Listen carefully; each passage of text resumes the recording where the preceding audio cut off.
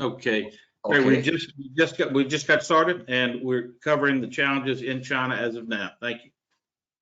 Sure. Okay. Then our next thing that's happened to us is our regulatory issues have changed dramatically. We went to China all of us 20, 25 years ago. Doing business in China was pretty easy. Getting permitting was pretty easy. That's all changed. Next slide, please, Alex. Then what happened is we created competition. We went there 20, 25 years ago. We started building things for both domestic and export. And quite frankly, we got copied. Some of our managers left and became competitors. So now we have higher costs, we have tougher regulations, and we got Chinese competition. Then what happened is in the mid 2000s, 2008, we had a slowdown in market. Everything went south to some degree, margins, etc., selling levels. So that put more pressure on. Next slide, please, Alex.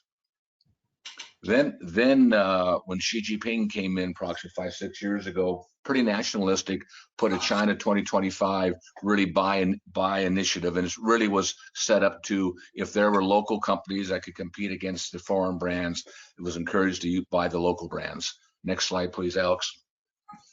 Then, of course, what happens for those of us who went there and we were exporting back to the States 3 years ago, with the duties got put on, and our cost structure was raised 25% on duties coming in. Some we could share, some we couldn't share. And then lastly, now what's happened is COVID, and that's really exposed if we have our teams aren't so robust in China, because we can't travel there to help and work with them on a quarterly basis, and they in turn can't come to the States for training.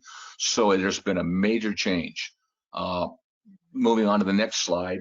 So what's that done? Well, it's increased the threats to our financial stability in China, right?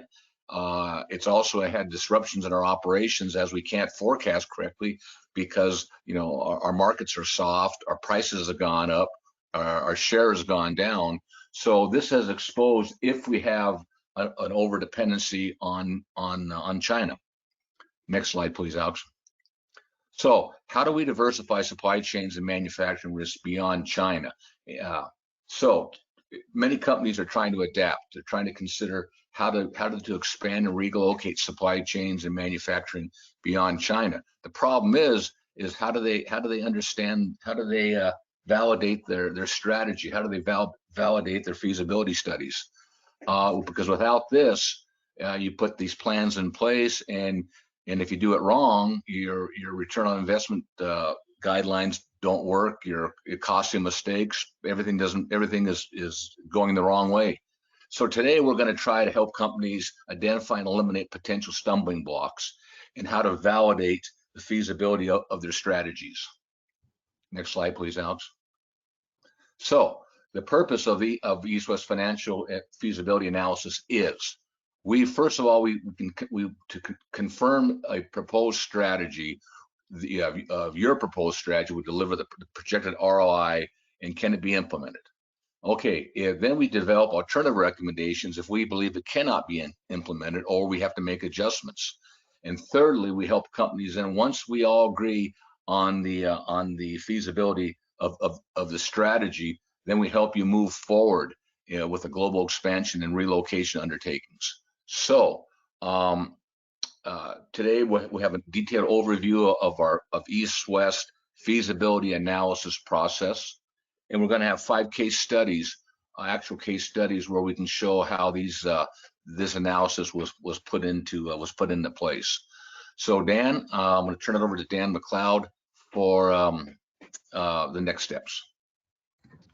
Thank you, Mark. Yeah, so when we look at proposed strategies, the process generally that we look at is, first of all, we want to meet with the client and deeply understand the current state of their operation. We want to understand the manufacturing footprint, the supply chain strategies, the amount of contract manufacturing, where your customers are, where your suppliers are. And then if you've got some ideas on where you want to go, changes you want to make, and these can vary from just a rough idea to a fairly well thought out plan. And we would like to understand that and understand the key drivers from the client's perspective, and also what constraints are out there. Capital constraints, headcount reductions, resource limitations. Want to understand that as part of the evaluation, understanding the proposed strategy. From there, we'll go away and first develop a project plan. And we want to identify all the key tasks and work streams that need to be accomplished to execute the strategy. And we'll use that to develop a timeline and essentially a checklist for the activities that will be required, and begin to and use that to evaluate how implementable or how feasible an implementation would be based on circumstances and perhaps the client's timetable. On developing a business case, that's about understanding the financials of the proposal and see if it fits. Next slide, Alex. So a little deeper on current state. As I mentioned, we want to get a current understanding of the current manufacturing facilities and supply chain, how they work together, and where your customers are, where your suppliers are. And then as we move on to understanding your strategy or understanding your objectives for making a change, we want to understand any constraints, any other extraordinary considerations, potential roadblocks that you see, and really to develop a comprehensive project overview of the implementation requirements. Next slide, Alex. When we develop a project plan, again, we outline all the tasks, we segment according to various work streams, look for the resources requirement and whether those would be internal to the company or from we would need to get those in the outside. Timetables, sequencing events and timetables, Gantt chart it, lay it out, and as a guideline for estimating costs, essentially a checklist for estimating costs. On the business case evaluation, we'd be looking at the ROI, estimate the ROI, estimate the cost to implement the project, and go into some detail so we can develop an understanding of the project financials and the returns. So we would do that financial analysis to compare costs, identify savings, understand the investment costs, and identify any risks from the financial side. On the implementation analysis, it would be to identify risk of the implementation. Again, look at the timetable, make sure it's a fit, make sure and identify any high priority or low-hanging fruit from an implementation that we want to call out. Next slide, Alex. And as we put those together, bring the timetable, the implementation timetable and feasibility and the financials together. And we typically meet with the senior management and review that, understand whether it meets a corporate strategy for ROI and timetable, and are there any significant roadblocks to implementations that we can identify. Usually, there's a few go-arounds, and as we find some things that may not be optimal, so we look at a few alternatives to maybe optimize return. So developing alternative strategies or workarounds if we encounter roadblocks, an alternative way to meet the client's objectives. And we've got a few in our case studies. We've got a few examples of that where the original strategy needed to be tweaked a little bit to make it effective. So, as Mark mentioned earlier, we've got some case studies. We've got 5 case studies, and let me start with the first one. So, in this case, this was a manufacturer of automobile and truck accessories. Their market was primarily North America, almost entirely North America, and they were sourcing components out of China. They'd been doing this successfully, and they had a few people on the ground to manage their sourcing office and quality assurance. They were spending about $14 million annually on components that they would bring back to the U.S. And complete the manufacturing and distribution. Over the past few years, they'd had some problems with some of their major suppliers, quality problems, late deliveries primarily. And on top of that, tariffs were added, and that was it was difficult to fully pass that on to their customers, and so that was eating into their margins. Also, in a review of the current state, as we got into it, you could see that they had a few major customers in Mexico, and in the northeast part of the country. Several years ago, they had done a preliminary evaluation of moving some of their manufacturing into the area to support those customers, but that had not gotten very far along. So when we sat down with them to evaluate the proposed strategy, it was really around relocating, sourcing, some part of their sourcing and manufacturing into Mexico. We identified the critical supplier capabilities, aluminum die casting and tube bending. Chrome plating was a significant one. They were also sourcing a substantial number of wire harnesses for there. As far as the factory, it was pretty minimal. They were thinking about a small operation, 20 or 30 people, maybe 20,000 square feet, split between manufacturing and warehousing, minimal automation, no unusual utility or building requirements. Next slide, Alex. So we developed a project plan that we first focus on suppliers, identifying potential suppliers. We need to do a supplier assessment and qualification. Then lay out the steps for establishing a manufacturing operation and order fulfillment operation. This would be, we'd look at it, do a regional analysis, looking at available labor, proximity to customers and suppliers, logistics connectivity, certainly, and security. You would expect, and they would expect a number of their engineers and management people to need to travel to Mexico quite regularly, and so want to make sure that it would be comfortable for them to do that. We'd evaluate, we'd have to understand to purchase or lease the property, allow time for equipment installation, and hiring and training and commissioning the facility. For a business case, it was really two major streams. So understand the sourcing. So we wanted to get some indicative pricing for a few key components to assess whether it be competitive versus supplying from China. And with that, understand freight and duties, get it back to the market, either directly to a customer or back to the U.S. And then estimate the cost for a factory setup, whether it be leasing or purchasing or startup costs, factory operating expenses, and generate an estimate of cash flow through the project life to allow for inventory buildup and project purchases and whatnot to understand the cash requirements through the life of the project. Excuse me, Dan, we have a question that popped up, and again, for anyone who didn't hear, if you have questions, please just click on the question box and answer them. We've already got one question. This is, how do you determine if a supplier is as they appear to be, as far as honest, integrity, quality? And the second question was, since we're operating now in China and Asia, Mexico, and potentially Eastern Europe, how do you do that in these different regions, these different countries? All right. Well, I guess really two steps or three. We initially do what you call a desktop search. It could be internet, but really we rely on industry contacts and organizations that we're connected with for guidance on recommended suppliers and their backgrounds. We can also do covert and overt investigations for suppliers, which becomes increasingly important in developing economies.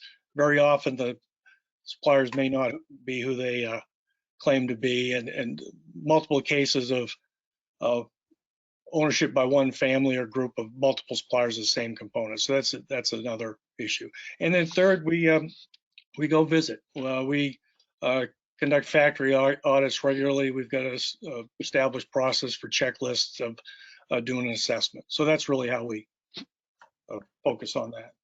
Thank you. Okay. Getting back to the case study, when we did the implementation analysis, we were comfortable with the ability to find aluminum die casting suppliers. We had identified two superior ones that we knew from reputation in previous project work. Plating was another key requirement.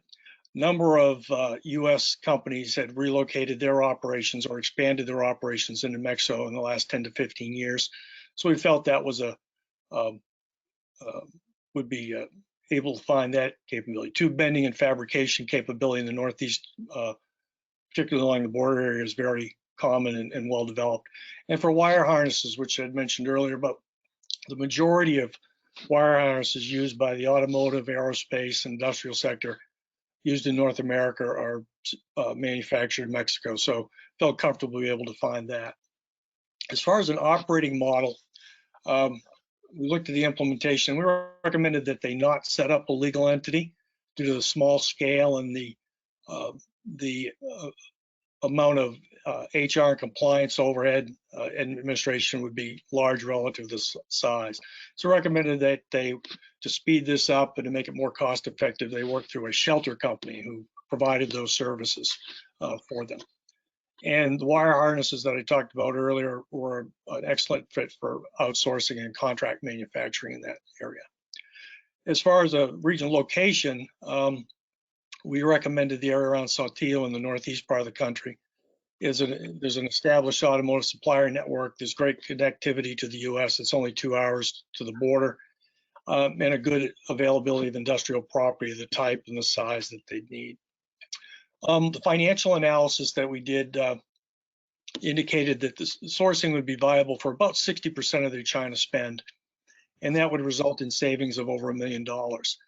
A relocation of some final assembly for product in the Mexico market, really to focus on a few key customers that they had there, could save them about $700,000 versus shipping the components to the U.S., doing the assembly and manufacturing that and shipping it back down to the customers. And the inventory reduction by getting that sourcing closer to source was over $1 million. So we made the recommendation certainly to them and sat down with their senior management team and agreed, and we were engaged to move on that.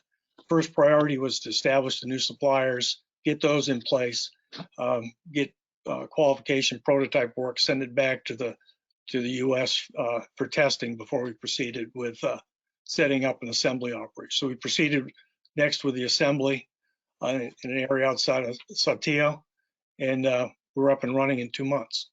So I'll turn it over to Mark for the next case study.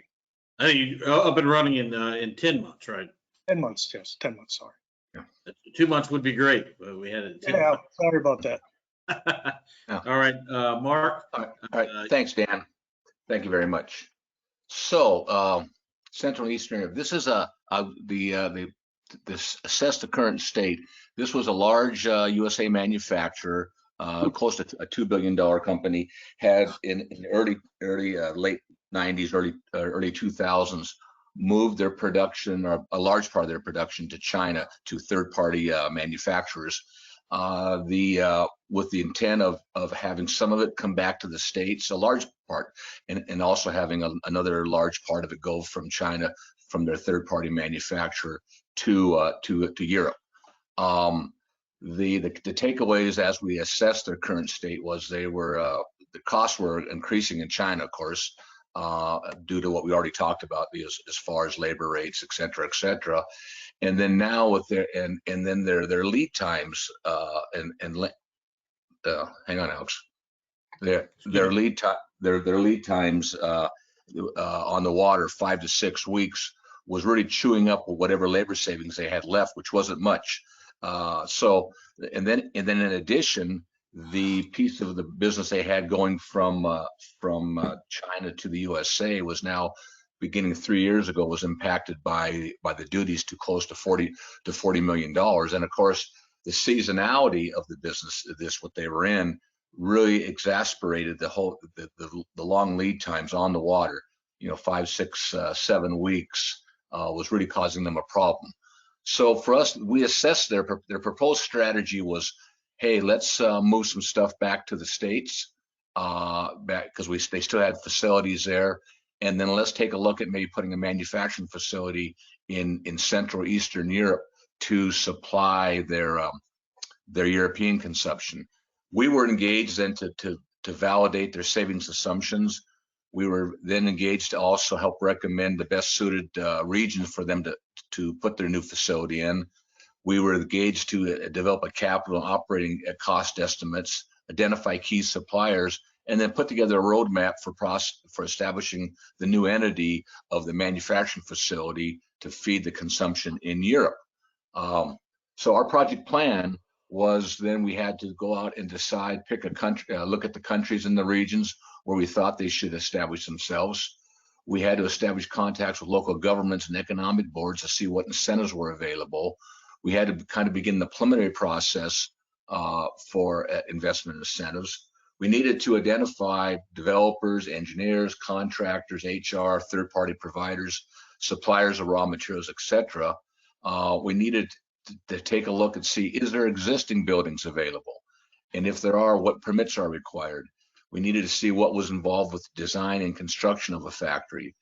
We had to see what was involved with factory purchases and installation. Can we buy used equipment? Do we have to buy local to get the incentives? We needed to understand hiring, training, commissioning, and then we had to understand transitioning to all the new local suppliers, because we wanted to localize in 2 years our suppliers from China to Central Eastern Europe.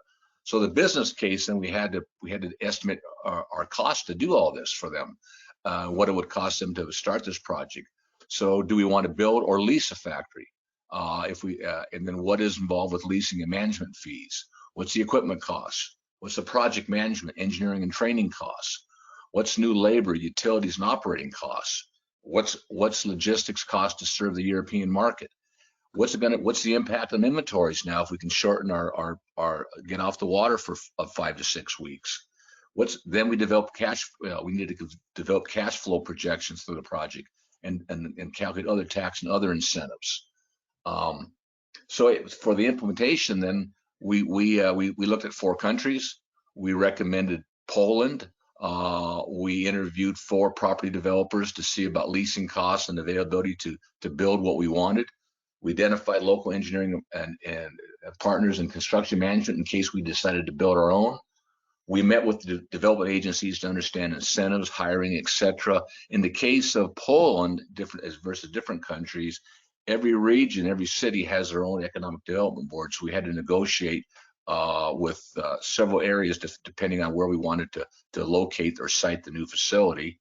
Our goal was to localize 90% of the raw materials and suppliers within 2 years. So we had to make sure we had the supplier base there. The financial analysis, we decided leasing was more attractive. It minimized cash flow. We were able to work with developers on a build to suit, so they were able to build a building for us to our specifications, but they would still own it and we would lease it back. Our financial estimates of savings were freight and logistics of roughly $3.3 million, and that was primarily driven by getting all that product off the water for the 6 or 7 weeks on the water. Our labor savings, this was as compared not to China, but as to the USA, because there was one of the thoughts was bring everything back to the States and supply Europe from the States. And by localizing in Poland, southern Poland, we were able to save 2.9 annually on labor.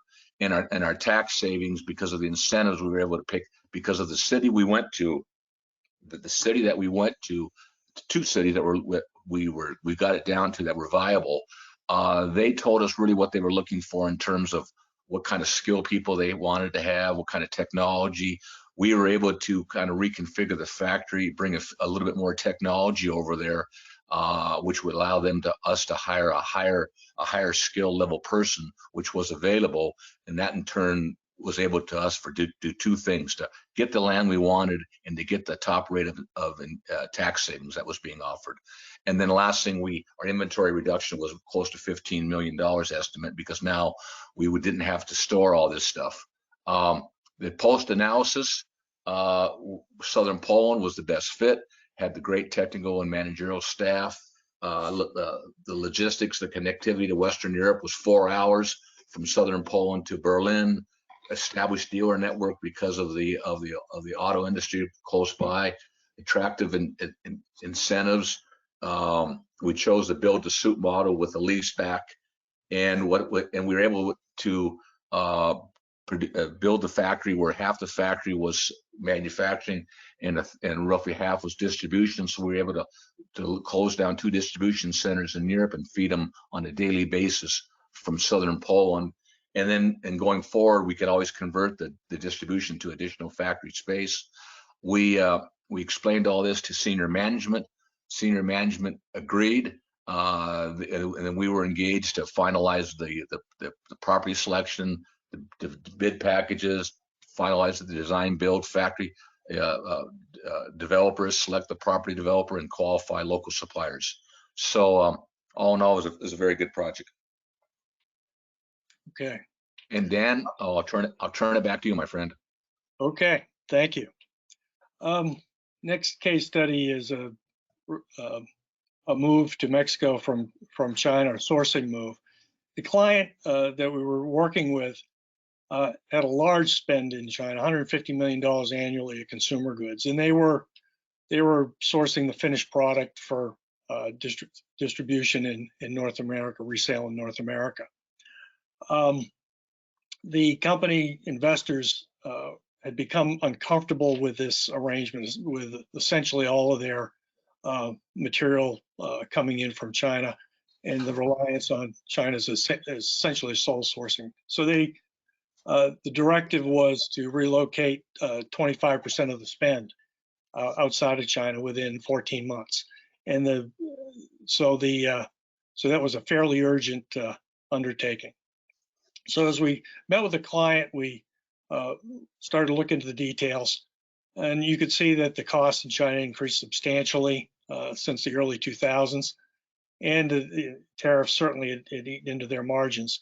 The logistics and demurrage charges had increased certainly over the years. It was less and less attractive supply from there.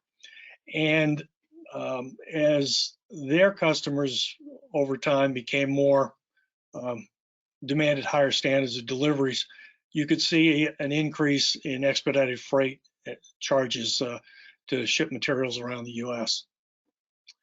So again, we were engaged to evaluate some options for meeting the board of directors requirements, and the team believed that Mexico was the right location since the customer base was in North America. So we wanted to look at where to relocate to, what products should be relocated, and how we'd go about developing the local supply chain network. Next slide, please.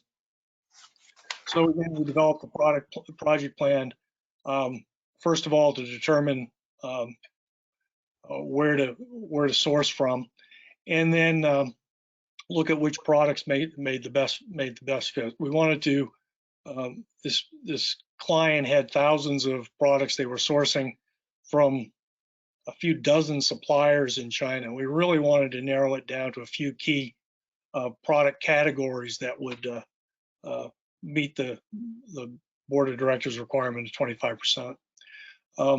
Wanted to do a country selection. We thought about Mexico initially, and but we wanted to validate that, and then develop sourcing strategy and opportunities, understand how we were going to develop suppliers and make that transition. To develop a business case, we'd need to get indicative pricing for a few key products and estimate the logistics cost changes and any change in inventory that might free up some cash. I want to develop a cash flow projection again, as we've done all our other projects, and try to quantify the financial benefit of Mexico, which was the intended target of the relocation, and any advantages from the USMCA. So next slide, please. So the implementation analysis, as we started to dig into this, we were able to identify capable contract manufacturers that were producing similar products in Mexico. So that looked reasonable. And we also would be able to engage third-party logistics providers to provide services around warehousing and load consolidation and transportation management in Mexico. Logistics from Mexico, particularly the interior part of the country into the U.S., can get complicated and expensive if they're not well managed, and it can be a major surprise for people moving into Mexico for the first time. So we wanted to have a capable partner on the ground to maximize optimize loading and minimize freight costs. During our discussion and analysis with the client sourcing team, we found out that 2 of their primary suppliers in China had expanded their operations some 5 years ago, and this was common as continues now for many China-based manufacturers with high labor content products to move into Vietnam as to take advantage of lower labor. And what we found is that these suppliers could be a viable alternative, and we wanted to understand the finances associated with that, whether they could compete. And in addition, we wanted to contact the existing logistics partner that was handling the transport from China to the U.S. and to determine if they could put Vietnam under their umbrella of services and be able to support that. For the financial analysis for Mexico, when we evaluate pricing logistics, we determined that one of the targeted product lines, there were 3 major product lines, and one of them, it just wasn't a good fit. We couldn't find a contract manufacturer that with the right capabilities and capacities and the right pricing. The cost, we did develop a cost to transition to Mexico for the other products, and that wasn't prohibitive. So we went for the one that we could not transfer to Mexico. We went back to Vietnam, and these were we engaged got pricing from the previous suppliers, the ones that have been operating in China and had now moved to Vietnam. Logistics costs were similar, and there was really little cost difference between supplying from Vietnam versus China. Next slide. Dan, we had a couple, 2 questions pop up here. One is you talking to you around tariffs. The question was, how do the tariffs impact your country selection for sourcing? In this case, Vietnam and Mexico. Well, certainly in Mexico with the USMCA, it's we've got a stable arrangement, and so it's favorable. Vietnam's generally pretty good. There's certain categories of goods that are impacted by tariffs to the U.S., but in general, it's not prohibitive. But Mexico is by far the more stable and well-established one. All right, the second question popped up around where in Vietnam are you seeing the most activity? Okay, there's a great deal of activity and gets a lot of press in the northern areas around Hanoi, where the large electronics manufacturers began moving a few years ago. And so as they moved, all their satellite suppliers, and a lot of those being relocated from China, are moving to that area. But it's really more of an electronics focus in that area. The activity, major activity for most manufacturers and our client base would be focused around towards the Ho Chi Minh City area in the south, which is still the real manufacturing hub. So, okay. Next slide. So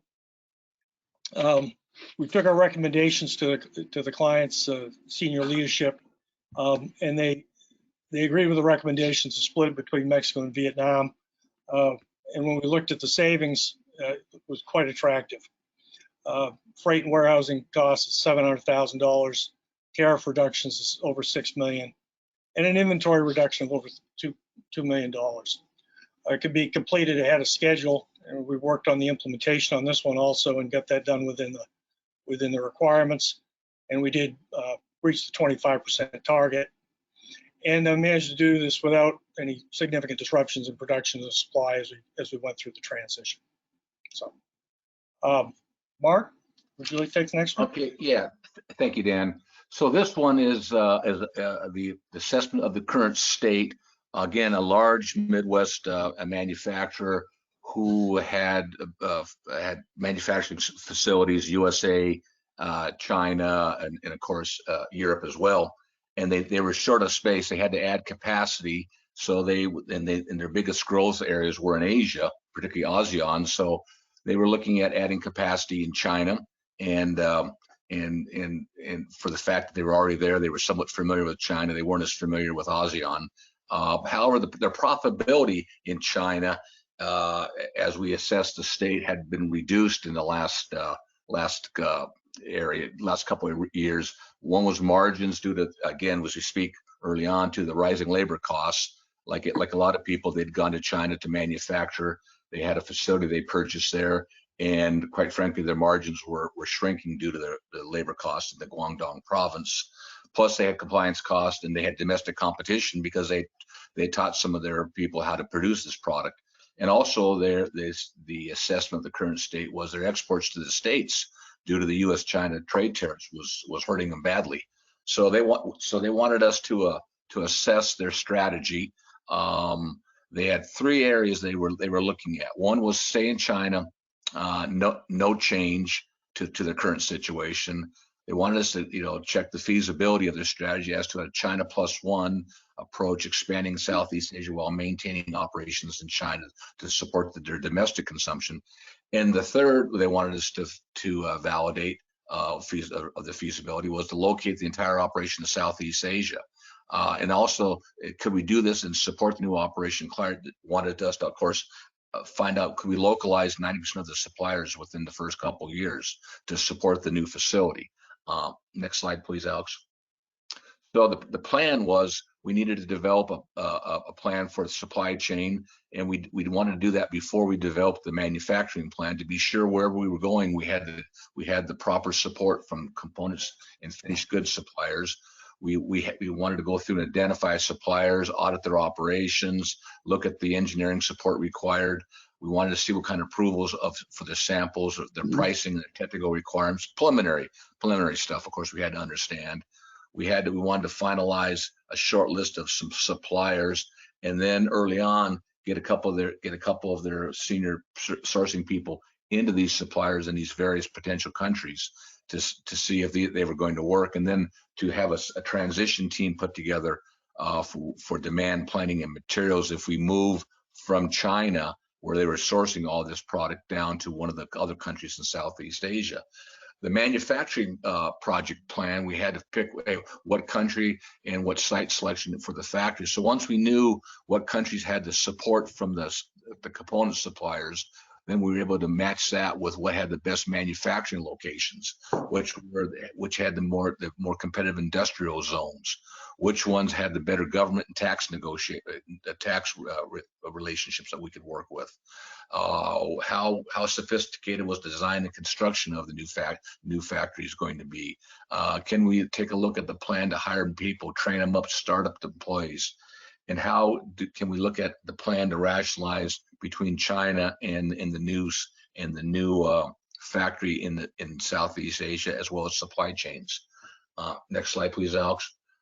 So the business case, we had to get, when it came to the supply chain, we had to get indicative pricing, understand exactly what the quality and the prices would be, estimate the move from Southeast Asia as far as freight and duties to supply Southeast Asia, USA, and China, estimate what we could do as far as merging transitioning from China, as I said, down to one of the countries. The business case for the factory relocation was, do we want to estimate cost to lease or to buy, to develop the budgets, start costs for training, technical support, to estimate annual operating expenses, labor, utilities, understand tax and other financials, incentives, and then develop a cash flow projection through the life of the project. Next slide, please, Alex. So implementation, we evaluated 5 countries. As you can see, Philippines, Malaysia, Indonesia, Vietnam, and Thailand. We recommended Thailand. Why?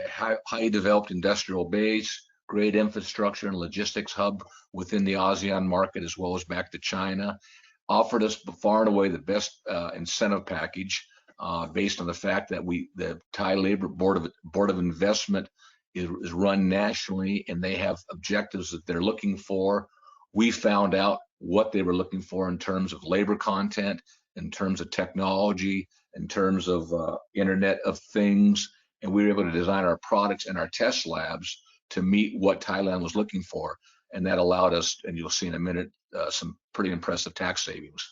We were able to understand the labor market and what kind of competent staff was available. we knew pretty much early on, because of the factory was 500,000 square feet, we would not find an existing property on the market. And we also knew early on, because of the fact it needed to be fairly sophisticated to meet some of the Thai demands to get the tax incentives, we would probably have to buy the land and build it ourselves, as most developers typically don't want to do that. Our financial analysis said we recommended, no, you don't want to do a China plus one.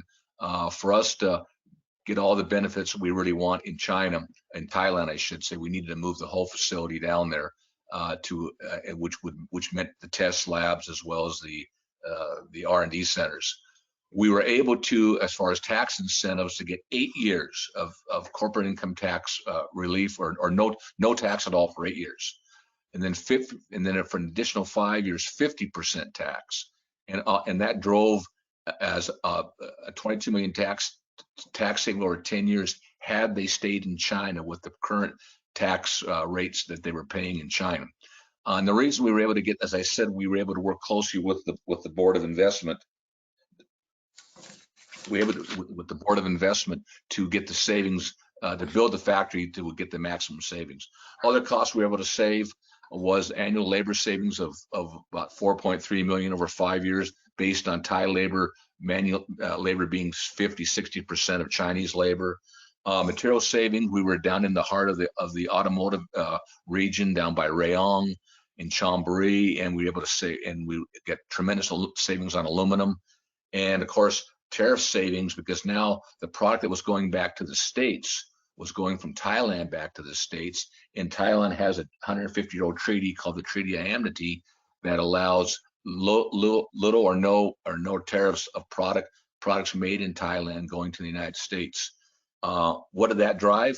Well, as to the pro forma, had they stayed in China for 5 years, they were with the plans for Thailand to increase sales over 5% over their 5-year pro forma plan, and to increase 50% of profitability over had they stayed in China.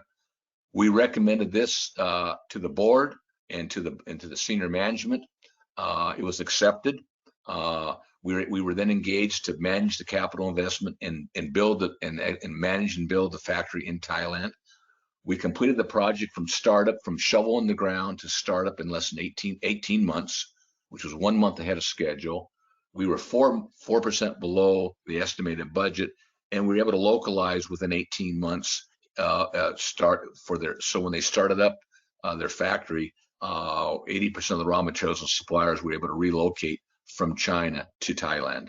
And just a quick note, they decided not to close down right away the facility in China, but they're going to revisit that as depending on how the Chinese market develops. So all in all, a good project, and I'll turn it back over to Dan.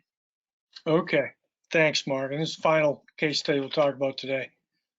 This was a client that was a manufacturer of bulk material handling, process equipment, conveyors, filtration equipment, drying equipment.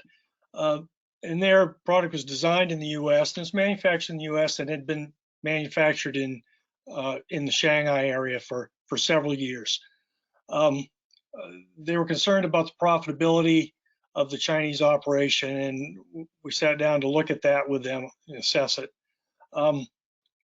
And as in all cases, costs have been increasing for a number of years.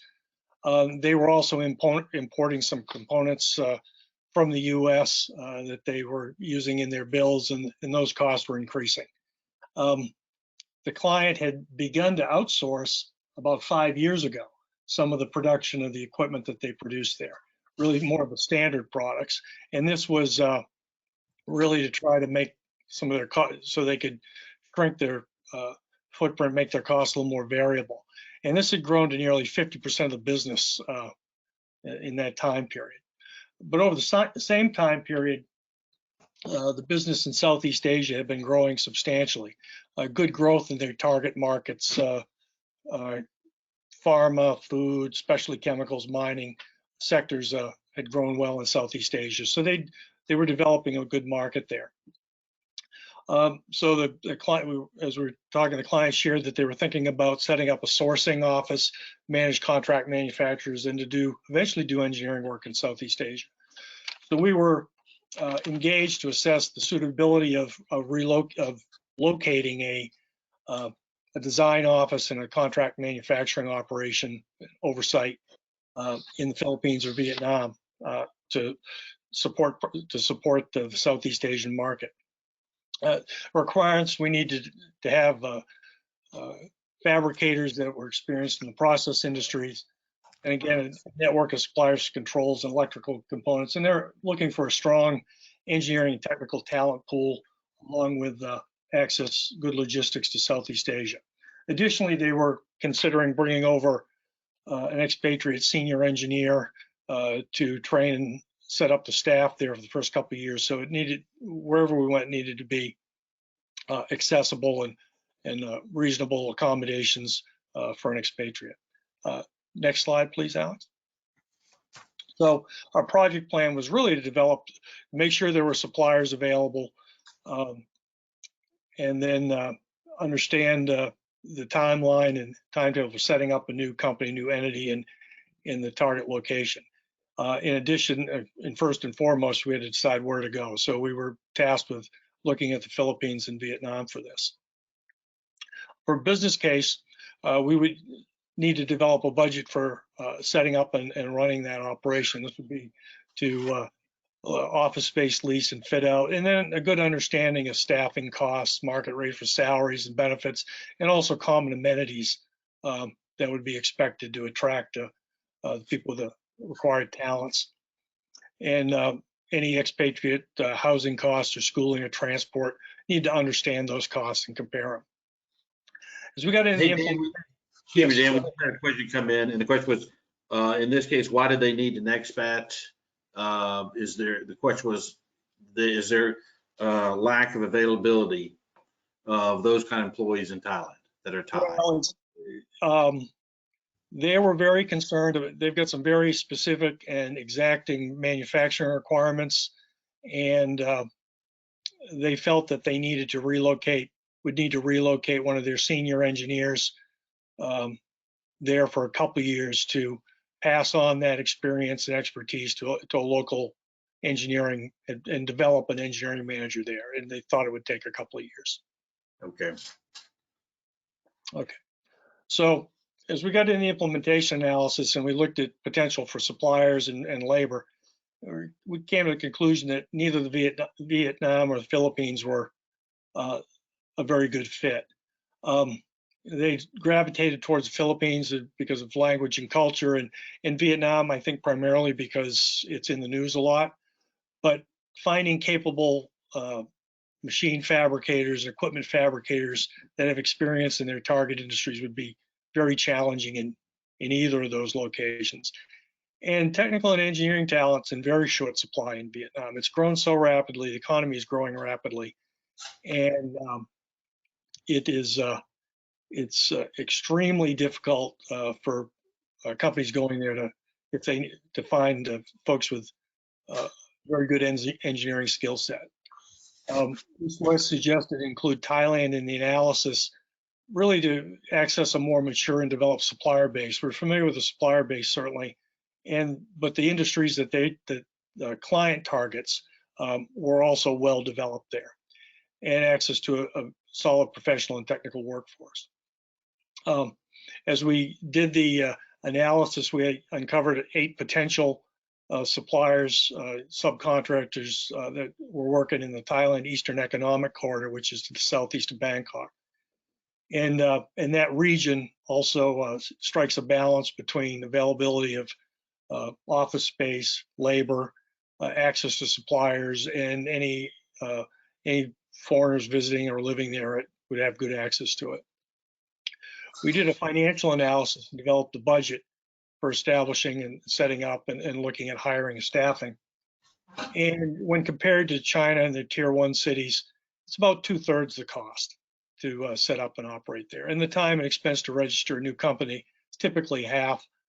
Good support from the local government to do that. So we sat down with the CEO and we presented this, we discussed it, agreed with the recommendations, and we were engaged to help set up the new operation, including, registering the legal entity, finding an office space, recruiting initially six people, engineering, QA, and administrative staff, and found and qualified 2 contract manufacturers. We got this up and running within 6 months. Dan, real quickly, one final question that popped in. It says, in this case, you were using Thailand, selected that over the Philippines or Vietnam. What was the criteria you were using to select these countries when you're looking outside China?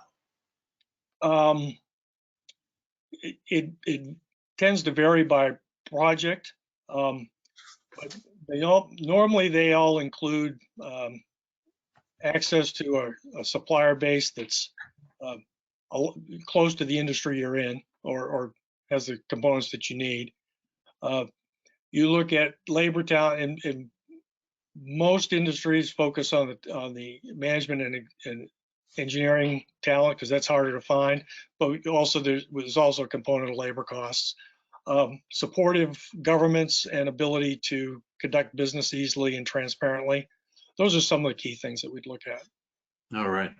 Well, it's been exactly an hour. Thank you all. I got a text that a few people were not able to access the first 5 or 7 minutes of this. I'm sorry. We will be providing you a copy of the presentation. I'm sorry for those who had technical difficulties. We appreciate you joining on. We appreciate the questions. There are a few more questions we got asked we weren't able to get to. We'll be responding directly to you. Again, thank you very much and have a great day. Bye-bye.